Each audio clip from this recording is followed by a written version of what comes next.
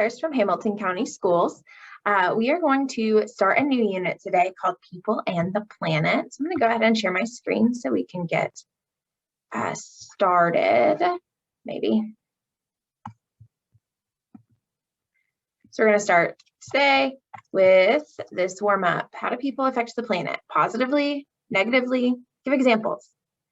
Pause me while you do that work and then press play when you're ready to continue.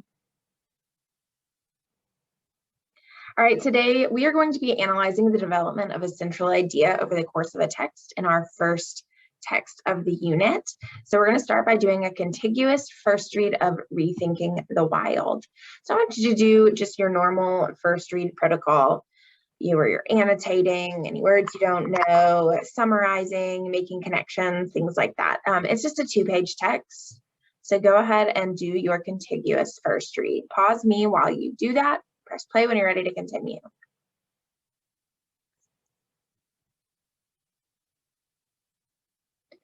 All right, so as you guys know, we've done this before. A central idea is the topic of the text and what you learned about that topic.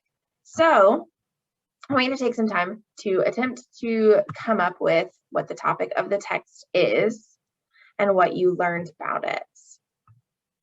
Pause me while you come up with the central idea.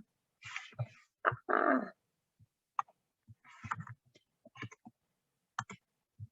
right, so I feel like the topic of this text, what was it mostly about? It's usually going to be a noun. I think it was mostly about the whooping crane situation.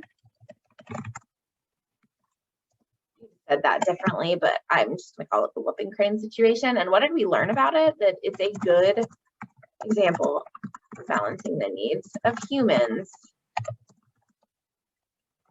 and the environment. So what we're going to do today is we're going to look at the main sections of this text and we're going to think about how it contributes to the central idea. So you could do this if there are subtitles. You could do it every time there's a subtitle. You could split it into a section. You could do it every paragraph. I just went through and kind of grouped paragraphs together that seemed to fit together. So looking at just paragraphs 1 and 2, we have kind of an introduction of this idea that people have strong opinions and the correct course of action isn't always obvious, and then kind of introducing this book Wild Ones that talks about the whooping crane situation. So how does that contribute to the central idea? Make my text a little smaller. So these 2 paragraphs introduce the idea that humans and the environment both needs that need to be met. And sometimes those needs are in direct opposition, right? Sometimes what humans need and what the environment needs just different. All right, the next paragraphs are where we introduce this idea of the whooping crane, right? How they've dropped dramatically in the last 100 years, 150 years. And then what Operation Migration is and all of the ways that Operation Migration is working to save them. I'm going to go ahead and make this all 17. So these 2 paragraphs show the extent to which humans work to save the whooping crane. The needs of those birds, no real mention or consideration of human needs. All right, I want you guys to do the next 2 sections on your own. How does paragraph 5 contribute to the central idea that the whooping crane is a great example? And how do paragraphs 6 and 7 do that same work? Pause me while you do that work and press play when you're ready to continue.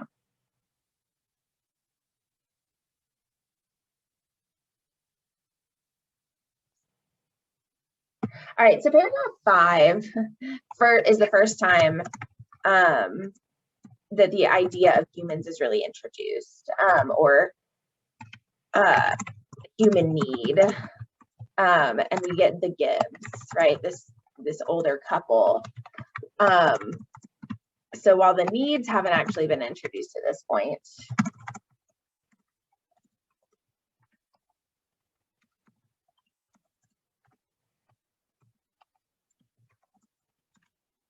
reader knows it's coming because at the end of the paragraph, it says, that's where the second part of the story starts, right? That's a key line. And then paragraph 6 and 7 continue to outline the needs of the whooping crane, right? What do they need? So the behaviors of the Gibbses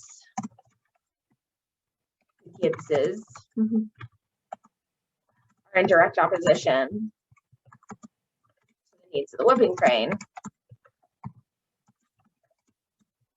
We don't know anything about their needs yet, right? We just know that they're doing something that is bad for the whooping cranes, but we don't know why. We don't know what's causing that. All right, so it's important for you guys to remember as readers that good readers, consider how each section of the text develops the central idea. So to show me that you understand that work, I want you to go ahead and fill out the last 2 rows of this chart. How does paragraphs 8 and 9 and paragraph 10 contribute to the overall central idea that the whooping crane situation is a good example of balancing the needs of humans and the environment. All right, have a wonderful rest of your day.